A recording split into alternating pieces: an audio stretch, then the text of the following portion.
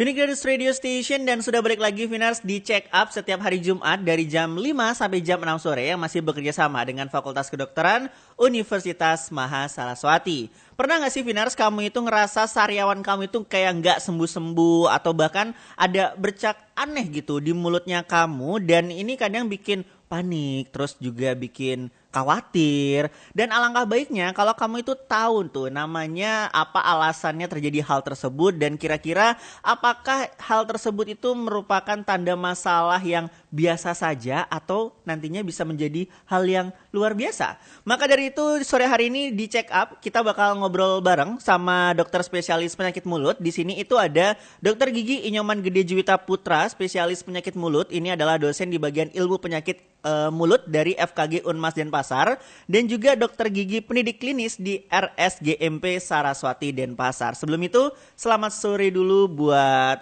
Bapak, ini saya manggilnya gimana? Bapak Gede, Bapak Juwita? Bapak Putra boleh. Bapak Putra yes. Saja. Apa kabar, Dokter Putra? Baik, terima kasih. Oke, selamat mantap. Sore. Ini pertama kalinya kita bertemu nih, Dok. Yes, betul sekali. Dan sore hari ini kita tuh bakal ngebahas mengenai tentang edukasi perilaku beresiko dan juga manifestasi di rongga mulut. Alias ini buat kamu jadi yang punya masalah gitu Finars di rongga mulut kamu atau di mulut kamu, silakan kamu bisa drop pertanyaan kamu di WhatsApp Telegram 0812-343-9100 atau bisa juga lewat DM Instagram di @phoenixrideobali. Untuk pertanyaan pertama, Dok, ini mungkin untuk kita sebelum lebih jauh lagi, mungkin Agil penasaran nih. Sebenarnya boleh dijelaskan dulu nggak sih, Dok, apa yang dimaksud dengan penyakit atau kelainan pada rongga mulut itu sendiri? Oke, jadi kalau menurut beberapa literasi itu, jadi kelainan atau penyakit di dalam mulut itu memang suatu gangguan yang biasanya memang menyerang di bagian-bagian di dalam rongga mulut. Jadi rongga mulut itu sebenarnya ada terdiri dari dua komponen ya. Itu ada jaringan keras. Itu terdiri dari gigi, tulang, dan lain sebagainya, bisa langit-langit juga, dan ada juga jaringan lunak kita sebut. Jadi itu bisa dari gusi, bisa lidah, dan di bagian pipi juga bisa. Jadi ada dua jenis, jadi jaringan keras dan jaringan lunak. Nah kita di kedokteran gigi itu biasanya di kedokteran ataupun kedokteran gigi, biasanya fokusnya di dua hal yang seperti itu kalau untuk kasus yang di dalam rongga mulut. Gitu. Tapi ini mungkin untuk orang awam seperti saya di Dok. Apa sih yang membedakan kenapa spesialis penyakit mulut dan juga ada juga dokter THT kan tenggorokan itu berbeda, Dok? Padahal kan mulut dan tenggorokan itu dekat gitu misalkan. Betul. Tapi kenapa itu dibedakan? Apakah mungkin dari segi penanganan itu sangat berbeda jauh atau gimana, Dok? Oke, jadi yang membedakan itu adalah dari base-nya mereka kita dulu. Dari dokter THT. Itu berasal dari dokter umum. Jadi mereka memang bakal membahas dari keseluruhan tubuh. Cuman kalau kami yang dari dokter gigi itu adalah ya fokusnya memang di gigi dan mulut secara keseluruhan, tapi juga di daerah sekitarnya. Dan kemudian kalau kami dari kedokteran gigi yang khususnya spesialis penyakit mulut itu biasanya hanya berfokus pada terapi-terapi yang non-surgical atau tanpa pembedahan. Jadi hanya fokus pada infeksi, baik itu virus, bakteri, parasit, jamur, dan lain sebagainya. Dan juga kita biasanya bekerja sama dengan dokter kulit atau dokter spesialis penyakit dalam untuk collaborative treatment pada kasus-kasus yang bersifat misalnya contohnya itu autoimun, kemudian ada penyakit-penyakit yang berhubungan dengan reaksi hipersensitivitas atau kita sering umumnya paling alergi ya. Jadi mungkin ada beberapa kasus misalnya nyoba nih lipstik baru, terus besoknya tuh kok merah-merah bibir, mulutnya juga lama-lamaan nggak di apa-apakan, jadi tidak dirawat, ujung-ujungnya sampai ke seluruh tubuh. Barulah kita maksudnya pasiennya ke dokter kulit. Tapi di mulut juga kita punya ranahnya itu sendiri gitu. Jadi ada berkesinambungan itu, Dok ya. Betul. Tapi Dok, tadi kan dokter menjelaskan kalau misalkan penyakit rongga mulut itu bisa disebabkan oleh kayak bakteri, virus. Tapi perilaku seperti apa, Dok, yang bisa menyebabkan hal-hal tersebut gitu? Jadi sebenarnya banyak sekali. Jadi kita tuh memang khususnya saya sih concernnya lebih ke remaja ya, karena memang remaja itu memang benar-benar suatu kelompok usia yang memang dia dari dalam proses peralihan nih dari anak-anak ke dewasa, otomatis kan pasti curiousnya tuh pasti lebih tinggi. Aduh, pengen coba ini, pengen coba itu. Kadang-kadang juga hal-hal yang negatif pun mereka pengen coba kan. Jadi saya tuh lebih concernnya di situ, dan beberapa perilaku yang memang kaitannya erat sekali dengan kondisi-kondisi di rongga mulut tuh kebanyakan terjadi pada usia-usia tergolong remaja dewasa. Jadi seperti biasanya kan mulai tuh bergaul merokok, kemudian udah bergaul bersosialisasi, minum minuman beralkohol, kemudian sudah kenal tuh mulai pacaran dan sebagainya, ya mungkin aktivitas seksual yang bebas dan lain sebagainya. Terus ada orang yang terutama wanita ya, misalnya dia tidak pede dengan bentuk badannya, terus olahraga sudah beberapa kuat dan beberapa dietnya juga sudah kuat, akhirnya kebiasaan yang namanya bulimia atau anoreksia. Jadi kalau saya jelaskan sedikit, anoreksia itu mungkin kayak memaksa makanan yang kita konsumsi itu untuk dikeluarkan, dan itu memiliki efek ke gigi dan mulut secara khusus gitu, dan lain sebagainya. Misalnya IMS lah, misalnya infeksi menular seksual itu paling umum terjadi, HIV dan lain sebagainya juga. Itu paling concern sih menurut saya, itu yang paling berbahaya. Dan penggunaan obat-obatan zat-zat adiktif itu memang lagi gencar-gencarnya sekarang, terutama kan pasti sasarannya itu adalah usia-usia remaja menuju dewasa gitu. Tapi kalau misalkan pola makan sendiri, Dok, apa itu juga bisa mempengaruhi yang namanya penyakit di rongga mulut? Yes, pola makan itu sangat berpengaruh sebenarnya. Banyak misalnya sekarang orang-orang cenderung itu lebih suka cemilan daripada makanan utama. Nah, kadang-kadang cemilan utamanya kandungannya apa? MSG, micin dan lain sebagainya. Dan ternyata beberapa penelitian itu menyatakan bahwa kandungan-kandungan MSG itu mengandung suatu zat yang namanya kristal osalat. Itu tuh kan dia sifatnya seperti kristal tajam. Dan jika pengkonsumsiannya terlalu banyak, itu dapat memicu munculnya sariawan. Jadi rata-rata biasanya yang saya tanyakan kalau ada pasien seperti itu, suka makannya apa, ngemilnya apa gitu.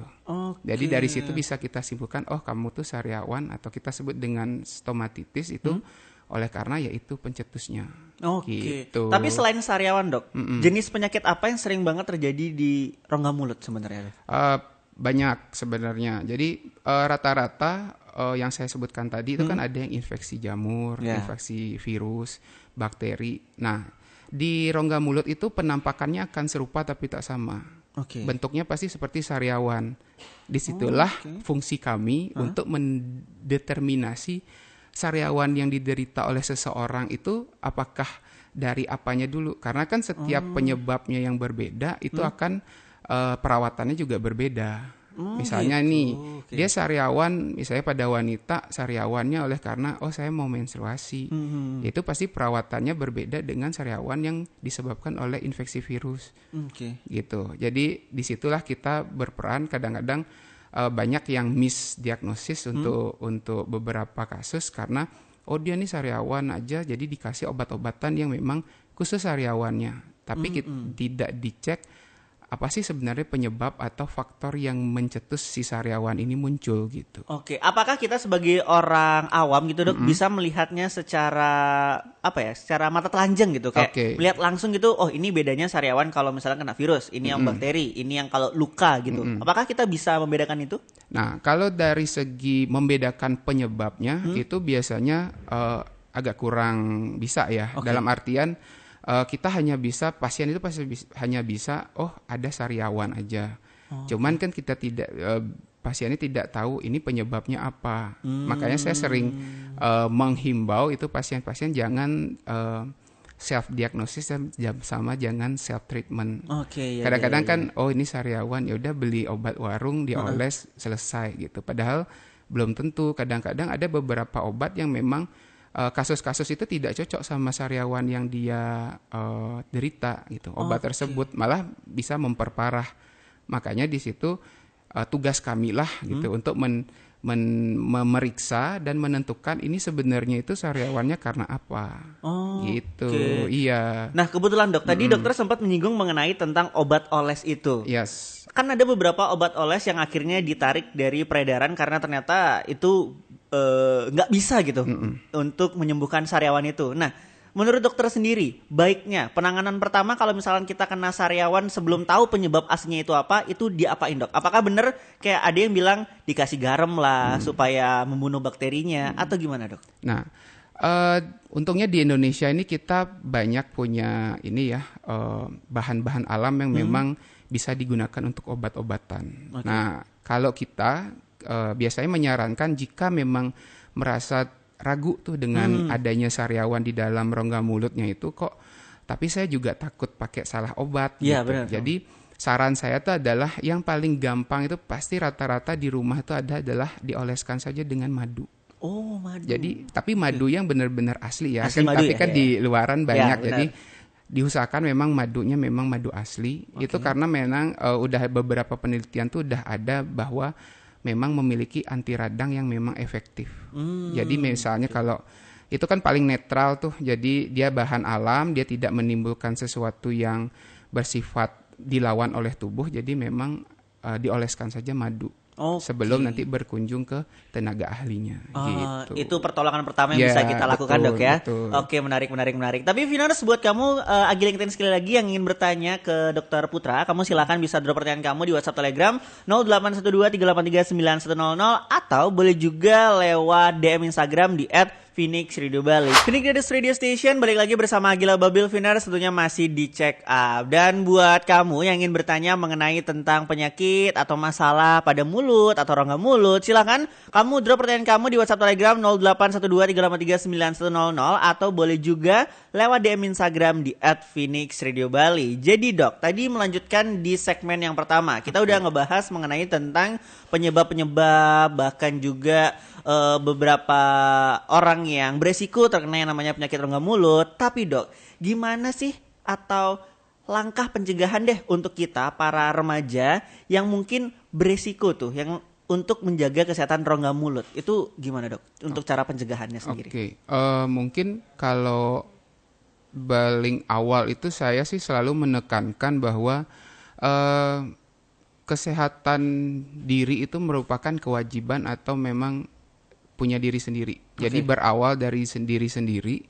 Kalau misalnya diri sendiri pun tidak aware, pasti lingkungan juga tidak bagus gitu dalam artian. Cuman saya selalu menyarankan bahwa kalau misalnya mau menjaga kondisi kita supaya fit ataupun khususnya ya di rongga mulut tuh harus bagus, karena kan mempengaruhi estetika, fungsi dan lain sebagainya. Itu ya pertama ya harus menjaga kesehatan gigi dulu. Paling enggak ya paling simpel lah di rumah sikat gigi setelah makan.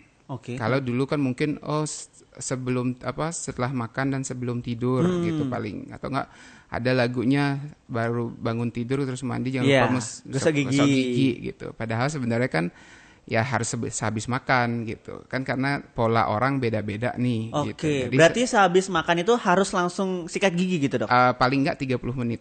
30 menit karena masih mempengaruhi kondisi di dalam rongga mulut itu yang namanya asam basa. Iya, jadi paling tidak kita netralkan dulu kondisinya, habis dapat makanan yang berbagai macam tuh, baru kita bersihkan. Berarti kalau misalkan kita 5 kali makan dalam sehari, 5 kali juga untuk sikat gigi itu? Apakah akan selalu membawa sikat gigi dimanapun Anda berada? Gitu kan tidak mungkin.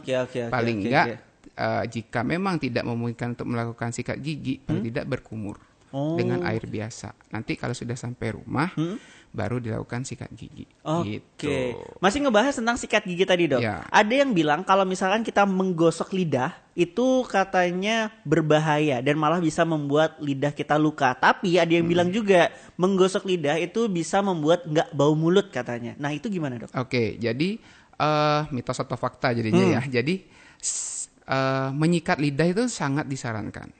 Karena begini, di lidah itu kita ada sebut namanya papila. Papila itu bentuknya kayak rambut. Nah, otomatis kalau dia berambut, makanan yang kita makan akan meninggalkan suatu bisa dibilang sisa. Sisanya itu akan menempel di rambut-rambut itu, di lidah-lidah itu. Jika tidak dibiarkan, otomatis dia akan bertemu dengan bakteri yang ada di dalam rongga mulut. Itu yang akan menimbulkan atau memicu yang terjadinya bau mulut. Nah, tapi mungkin dibilang berbahaya karena A dan B dan C itu tergantung dari bagaimana atau apa yang digunakan untuk melakukan pembersihan lidah tersebut. Nah, bagusnya dok, apakah menggunakan sikat gigi langsung atau ada alat khusus itu yang untuk lidah itu dok? Nah, ada dua pilihan bisa. Misalnya kalau misalnya dia tidak terlalu banyak keluhan, jadi misalnya untuk kegiatan sehari-hari, untuk daily activity-nya, itu pakai tongue scraper nggak apa-apa. Yang penting caranya halus. Tapi kalau misalnya susah ditemukan, kita bisa ganti dengan menggunakan sikat gigi anak-anak. Kenapa? Karena sikat gigi anak-anak itu pasti tingkat kekerasannya itu paling rendah. Karena di sikat gigi mungkin kalau Agil bisa lihat misalnya belanja tuh, sikat gigi kan pasti ada tingkat kekakuan dari bulu sikatnya. Ada yang soft, medium sama hard. Nah, kalau sikat gigi anak-anak itu pasti yang soft. Nah, jadi dia bisa membersihkan tapi tidak melukai. Karena memang di rongga mulut kan sensitif ya. Ketusuk dikit luka sariawan. Atau enggak kegesek sedikit luka sariawan gitu biasanya. Benar. Jadi memang disarankan untuk menggunakan sikat gigi yang berbulu halus atau sikat gigi anak-anak. Kalau misalnya memungkinkan bisa digunakan tongue scraper itu. Gitu. Dan harus perlahan dan pelan-pelan dok ya. Jadi, tuh, ini buat para bapak-bapak nih kadang-kadang sampai bunyi krak gitu-gitu. Ya, kadang-kadang kita saking semangatnya tuh sampai mau muntah gitu. Sampai udah sampai mau muntah deh jadinya gitu. Oke. Jadi tadi bisa menggunakan sikat gigi bayi atau tongue scraper juga bisa. Nah dok, tapi balik lagi nih dok ke penyakit rongga mulut. Kapan baiknya seseorang itu pergi ke dokter spesialis untuk konsultasi nih? Kira-kira penyakitnya ini udah kayaknya harus diperiksakan segera. Itu kapan dok? Biasanya sih pertama pasti penderita atau pasien itu pasti aware dulu dengan dirinya. Dalam artian begini, biasanya dia normal tuh tidak merasakan hal-hal yang aneh atau yang ya biasa aja gitu. Tapi di saat dia memiliki suatu kelainan, dia pertama pasti merasakan hal yang tidak nyaman dulu. Entah kalau di rongga mulut paling sering itu kalau nggak perih, rasa terbakar ataupun nyeri. Nah itu pasti tidak nyaman kan. Ngobrol aja susah. Orang sariawan aja capek ngobrol, pasti dibilang kok kamu nggak mau ngobrol sih sariawan ya, pasti dicandain kayak gitu. Itu yang pertama, itu pasti udah terjadi perubahan kan. Yang kedua itu pasti durasi. Biasanya kan kalau orang tahu aku sariawan paling cuma 3 hari, tapi ini kok seminggu 2 minggu nggak sembuh-sembuh, kenapa ya gitu. Itu pasti ada tanda tanya dari pasien. Paling nggak dia pasti ke dokter gigi dulu. Memang karena ya garda terdepannya ke dokter gigi dulu. Nanti kalau sudah dokter giginya merasa kayak ditanya dulu nih, dirunut tuh dari historinya tuh dari beberapa bulan kah atau beberapa hari ke belakang dia gimana keadaannya. Kalau misalnya dari dokter giginya merasa kayaknya ini memang ada sesuatu atau enggak kelainan sistemik yang menyertai, ya udah pasti dirujuknya ke penyakit mulut gitu. Kalau enggak ya memang langsung tuh kalau memang awareness sudah seperti itu, ini harus ke penyakit mulut ya langsung. Oke. Nah, kalau melihat kayak gini dok, sebenarnya peran orang tua dalam hal ini tuh seperti apa sih dok? Kan ini kita ngebahas mengenai tentang remaja nih. Nah, peran orang tua itu seberapa penting untuk menjaga yang namanya kesehatan rongga mulut pada seorang remaja gitu dok? Peran ya sangat penting ya. Jadi karena orang tua kan kadang-kadang sih selalu menjadi panutan dari anaknya sendiri gitu. Jadi kalau orang tuanya juga memiliki kebiasaan yang tidak care dengan kondisi rongga mulut, otomatis anak kan akan mengikuti gitu. Jadi menurut saya itu memang sangat penting orang tua, entah orang tua di sekolah, entah orang tua di rumah ataupun orang tua di sekitar kita di pergaulan, itu pasti punya peranan penting dalam menjaga kondisi rongga mulut, apalagi di remaja nih yang saya sebutkan. Mungkin di awal kita sudah bahas bahwa mereka memiliki rasa keingintahuan yang sangat besar karena gue udah mau dewasa nih, udah boleh ini, boleh itu, boleh pulang malam, boleh pulang pagi, mereka pasti mau mengeksplor dirinya sendiri, potensinya seperti apa. Kadang kan jalannya nggak tahu kemana, ujung-ujungnya ngerokok dulu, ini dulu. Otomatis kalau orang tuanya juga aware dengan keadaan anaknya, pasti anaknya juga akan ikut, orang tua nih care banget nih sama aku, jadi aku juga harus ikut juga menjaga gitu. Kenapa orang tua sibuk-sibuk menjaga anaknya yang dijaga itu tidak peduli, kan tidak seimbang. Jadi tidak terjadi kesinambungan antara satu sama yang lain gitu. Oke, wah menarik banget nih. Tapi buat kamu juga Vinars, ngingetin sekali lagi ya, buat kamu yang ingin bertanya lebih lanjut mengenai tentang penyakit mulut atau penyakit di rongga mulut, atau mungkin ingin bertanya tentang penyakit gigi, itu juga bisa banget. Langsung aja drop pertanyaan kamu di WhatsApp Telegram 0812383910, atau boleh juga lewat DM Instagram di @phoenixradiobali. Kita break dulu sebentar. Phoenix Radio Station, balik lagi Vinars di segmen terakhir di Check Up pada sore hari ini. Jadi buat kamu yang ingin bertanya mengenai tentang penyakit mulut atau bahkan penyakit mungkin di gigi, itu bisa silakan langsung drop pertanyaan kamu di WhatsApp Telegram 0812383910, atau DM Instagram di @phoenixradiobali. Jadi Dok, sudah ada beberapa Viners yang ikut bertanya pada kesempatan sore hari ini. Jadi mungkin ini pertanyaan dulu dari WhatsApp. Dok, ini kenapa ya saya merasa mulut saya itu selalu kering, padahal saya sudah rajin banget untuk minum air putih, Dok? Oke, mulut kering itu memang faktornya itu multiple sekali, atau tidak kita bisa kambing hitamkan hanya satu. Yang pertama itu bisa, yang paling sering sekarang terjadi itu adalah faktor psikologis. Stres. Stres. Ya, jadi stres itu, jadi kenapa kering berarti kan produksi air liurnya itu berkurang. Jadi bisa saja karena stres pertama, bisa karena ada gangguan produksi air liur, bisa karena dari memang produksinya, atau memang karena adanya kelainan-kelainan yang berhubungan sama saraf. Itu biasanya. Terus kemudian ada juga karena pengaruh kelainan autoimun juga bisa. Jadi makanya kita tuh harus telusuri sekali apa sih sebenarnya yang mendasari kenapa bisa merasa kering. Jadi kekhawatiran berlebih, kecemasan ataupun stres, mungkin kerja kantoran dan lain sebagainya, kan pasti tingkat stresnya beragam ya. Jadi itu bisa memicu terjadinya, namanya kita sebut dengan serostomia. Cuman serostomia itu ada ininya sih, ada tingkatannya. Jadi kalau masih, intinya sampai tidak dibantu air untuk menelan makanan itu masih aman. Cuman jeleknya memang rasa tidak nyaman. Iya, benar-benar. Panas lah, kering, jadi kayak ngecap-ngecap itu juga kurang aman. Kurang nyaman.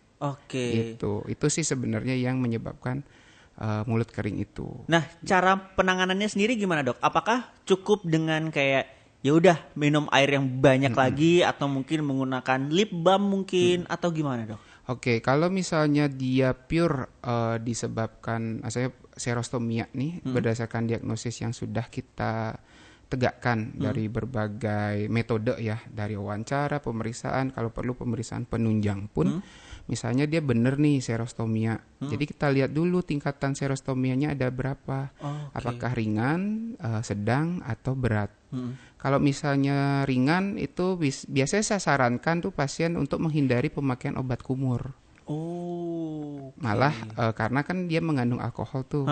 Alkoholnya kadang-kadang kan sifatnya mengiritasi. Nah, di saat seperti itulah biasanya menginisiasi atau merangsang untuk terjadinya mulut kering. Biasanya saya sarankan untuk mencampur baking soda dengan air.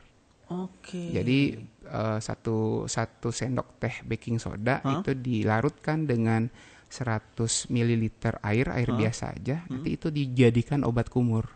Gitu. Itu sih saran yang biasa saya sarankan, dan itu beberapa literasi memang sudah approve lah gitu. Ingat ya Vinars, itu obat kumur. Jangan habis dikumur ditelan. Nanti melepuh tenggorokan kamu. Nanti malah sakit yang lain. Nah, Dok, ini melanjutkan tadi ada hubungannya dengan obat kumur nih, Dok. Ini dari Vina. Dok, saya itu terkena sariawan. Apakah boleh ketika kita sariawan itu menggunakan obat kumur? Boleh saya diberikan obat kumur, cuman bukan menjadi treatment atau perawatan satu-satunya. Jadi kalau misalnya mau dilakukan perawatan, kalau secara prosedural itu obat kumur itu kan dia sebagai antiseptik tuh. Antiseptik itu berarti dia menghilangkan bakteri-bakteri yang ada di rongga mulut. Dalam artian bukan mematikan, jadi mencegah pertumbuhan berlebih. Sementara sariawan itu akan menimbulkan suatu lapisan yang diisi oleh bakteri-bakteri itu. Jadi supaya obat itu bisa masuk ke dalam jaringan yang mengalami luka atau sariawan itu, otomatis lapisan yang menutupi itu harus dilepaskan dulu atau dihilangkan dulu dengan cara pemakaian obat kumur dulu. Jadi setelah dilakukan obat kumur baru dioleskan obat-obatan yang memang diperuntukkan. Gitu sih saran saya sih biasanya. Gitu. Baik. Nah, next question dok, ini datang dari Rio. Dok, saya itu udah rajin banget untuk sikat gigi, terus juga pakai mouthwash juga. Tapi kenapa ya dok, saya ngerasa mulut saya tuh kayak tetap bau gitu. Kita bahas berarti tentang bau mulut nih ya.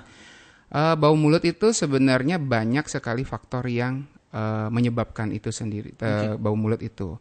Pertama dari karang gigi. Ya, walaupun kita serajin apapun melakukan sikat gigi, rajin banget tiap 2 kali sehari kah, atau even kayak Agil bilang bisa 5 kali gitu, produksi karang gigi itu akan tetap terbentuk. Nah itu coba cek dulu, makanya kita selalu sarankan cek ke dokter gigi 6 bulan sekali. Karena kita anggap bahwa pembentukan karang gigi itu sudah mulai terbentuk dan sudah bisa dibersihkan itu setiap 6 bulan. Jadi tergantung individu sih, ada yang karena konsistensi dari si air liurnya itu lumayan padat, jadi dia bisa 3 bulan sekali udah penuh tuh, udah banyak karang giginya. Ada yang setahun sekali itu masih sedikit gitu. Kemudian bau mulut yang disebabkan oleh gangguan lambung. Itu juga mempengaruhi. Jadi kadang orang kan tidak tahu bahwa dia aku nggak punya emah nih. Padahal sebenarnya ada, cuman memang tidak menunjukkan jati dirinya aja si emah itu gitu. Tapi kalau produksi asam lambung terlalu berlebih, itu kan dia naik tuh ke kerongkongan, otomatis ke mulut. Nah itu dia bisa menyebabkan bau mulut. Gitu. Jadi harus ditelusuri apa sih yang menyebabkan adanya bau mulut. Walaupun udah sikat gigi, obat kumur, dan sebalik lagi saya sarankan penggunaan obat kumur jangan terlalu sering. Kenapa dok? Nah itu yang kan yang mengandung tadi, ya? alkohol. Mengandung alkohol dapat mengiritasi dan di dalam rongga mulut itu kita sebut ada yang namanya flora normal. Jadi keseimbangan antara bakteri dan fungal atau jamur. Jadi otomatis kalau sering penggunaan obat kumur itu sebagai antiseptik, otomatis kan dia menekan si bakteri. Jadi menyebabkan keseimbangan flora normal di dalam mulut itu tidak bagus.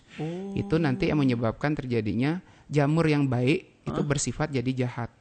Gitu. Jadi memang tricky sekali penggunaan obat kumur itu. Kadang-kadang ya asal aja pakai. Yang penting nyaman gitu kan. Nah, tapi kalau ngomongin tentang karang gigi nih dok, ini saya sempet kayak beberapa waktu yang lalu itu melihat di TikTok ada sebuah obat yang katanya tuh bisa meleburkan karang gigi tanpa harus ke dokter gigi. Apakah itu benar dok sebenarnya? Jadi sebenarnya itu secara teori tidak ada obat ataupun larutan yang dapat merontokkan karang gigi. Kita punya di praktek atau di klinik atau di rumah sakit itu memiliki alat khusus yang kita sebut dengan ultrasonic scaler. Jadi scaler itu menghasilkan gelombang ultrasonik yang tujuannya adalah memecah si karang gigi itu.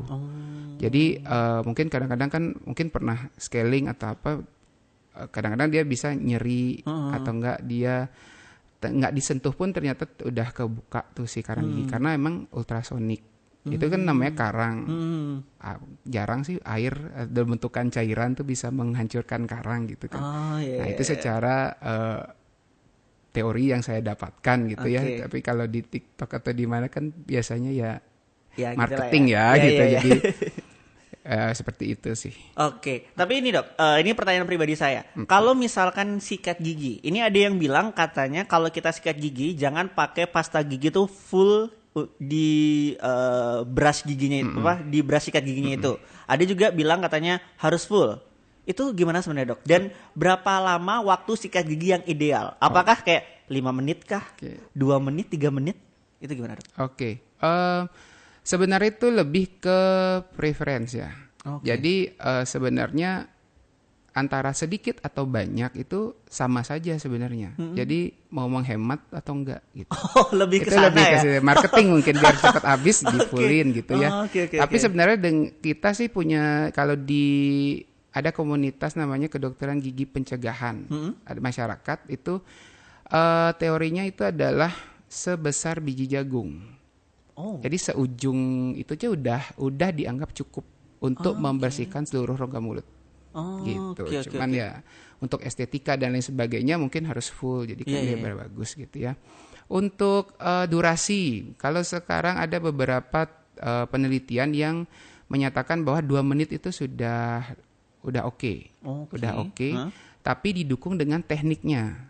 Jadi sikat gigi pun ada tekniknya. Oh, gimana tuh, Dok? Nggak bisa sembarangan. Jadi pada umumnya orang kan maju mundur ya. Jadi maju mundur kanan kiri. Ya, setiap kita membagi di gigi itu rongga mulut itu menjadi 4 regio.